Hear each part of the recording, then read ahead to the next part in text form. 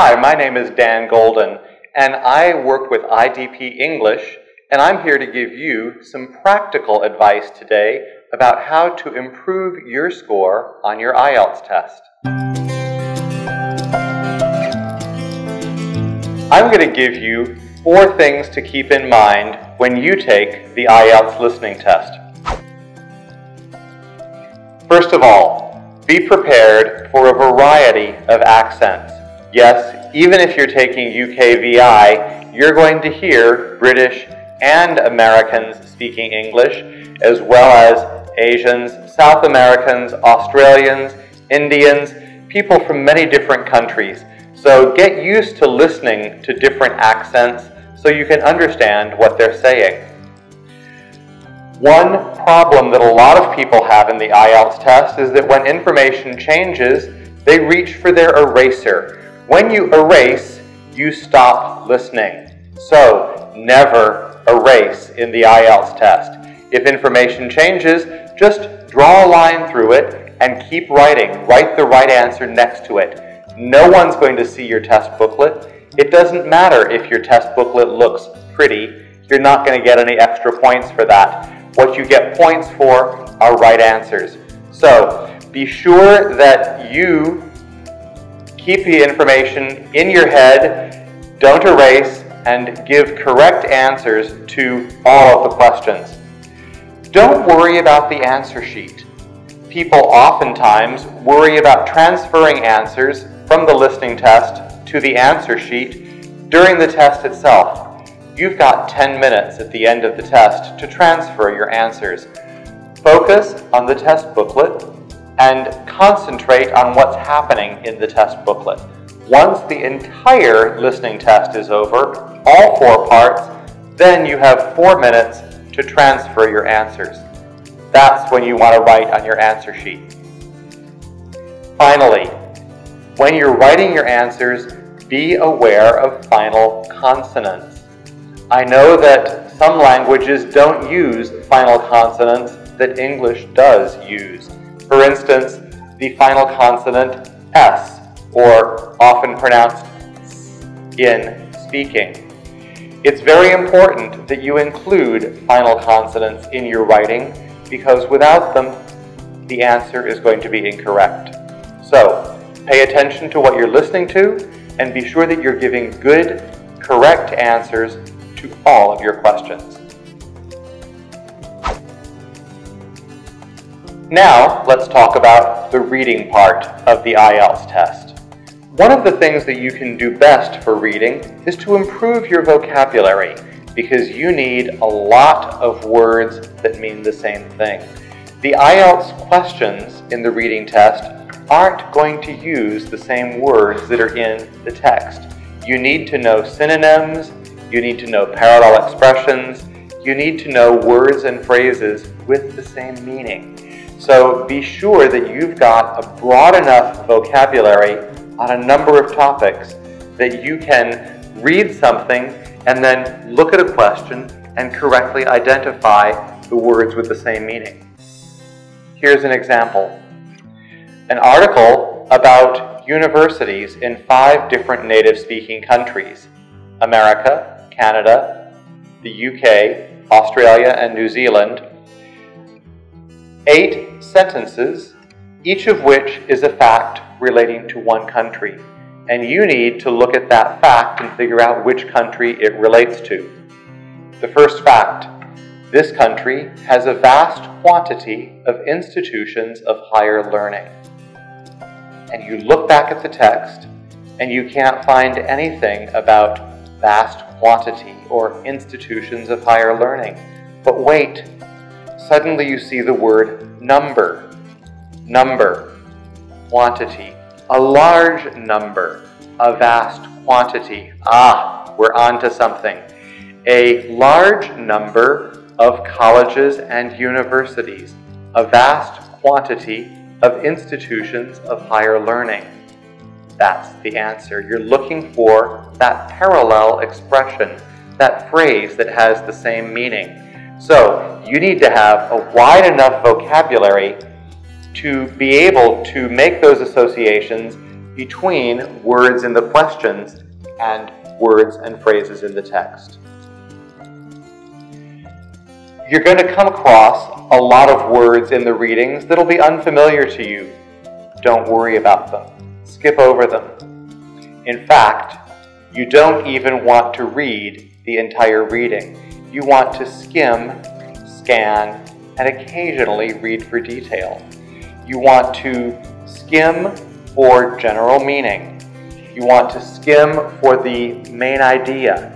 You want to scan for a detail, a name of a person or an institution or a publication or a date. Sometimes you do need to read a section of a reading for detail to figure out exactly what the writer is saying. But you don't want to read the entire reading. Read the first paragraph, and then read the first line or the first sentence of each paragraph that follows. And then look at the first question and look up the answer in the reading. Don't try to read the entire reading. The readings are thick, they're dense, and there's a lot of information in them. Scan them, skim them, and then look up each question. That's the best way to be successful in the reading part of the IELTS test.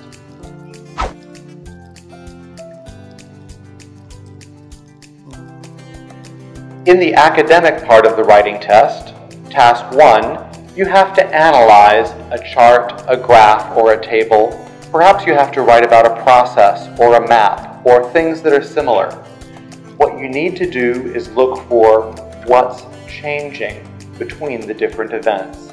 What's increasing or what's decreasing, what's changing over time, or what things are different.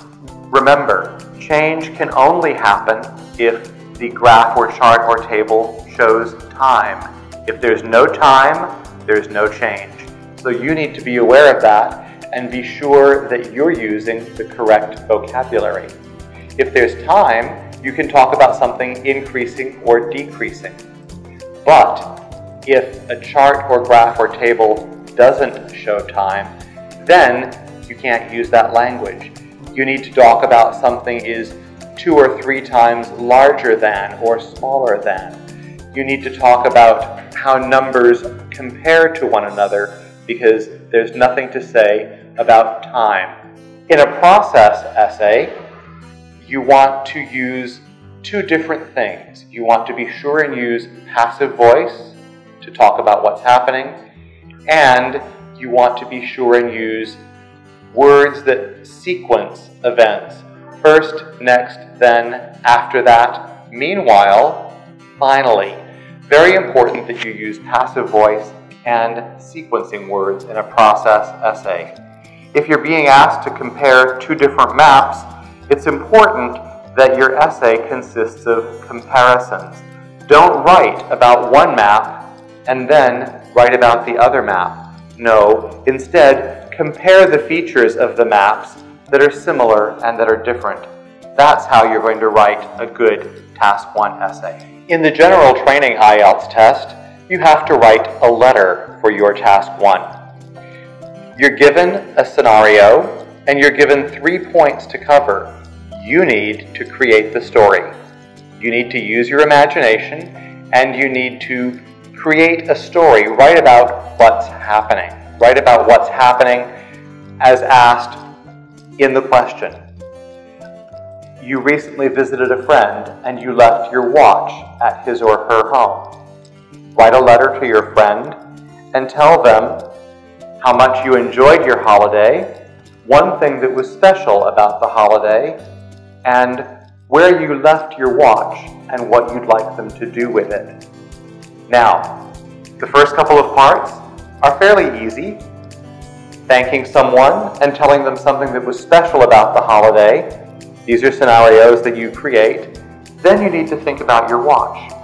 Was it a cheap watch and it doesn't matter what happens to it, they can give it away?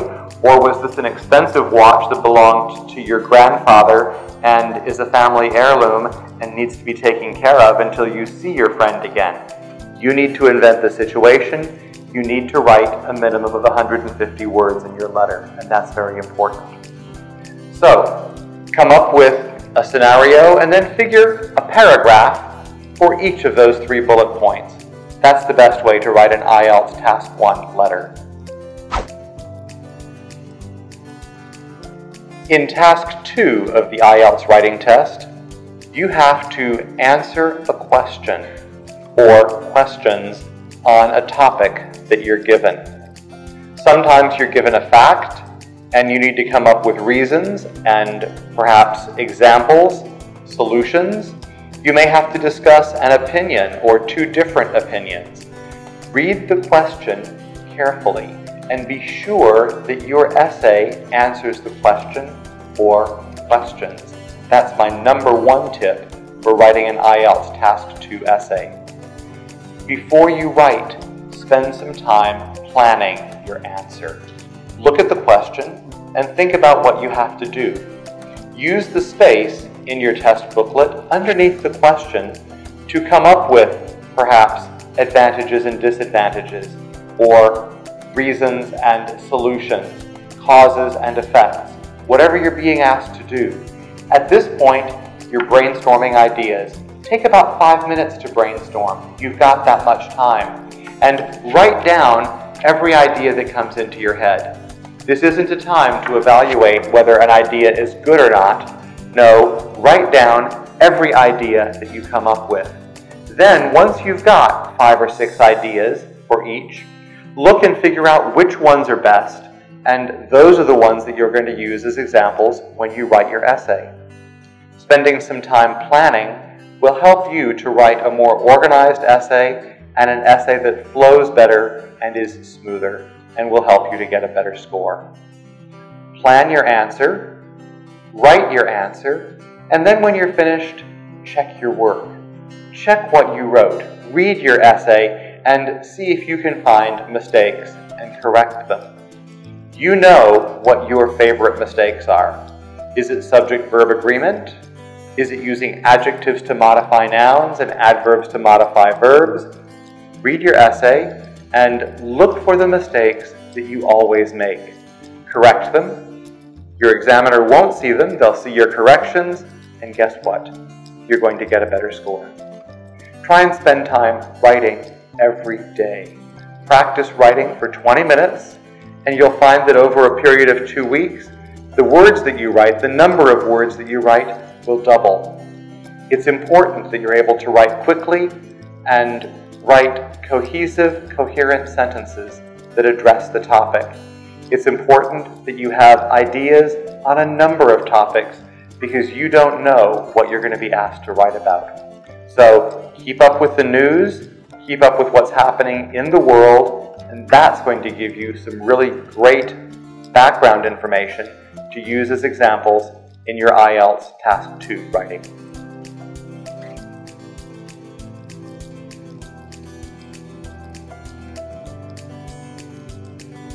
Em thấy hệ thống phòng thi ở IDP rất là hiện đại và các anh chị nhân viên cũng rất là thân thiện.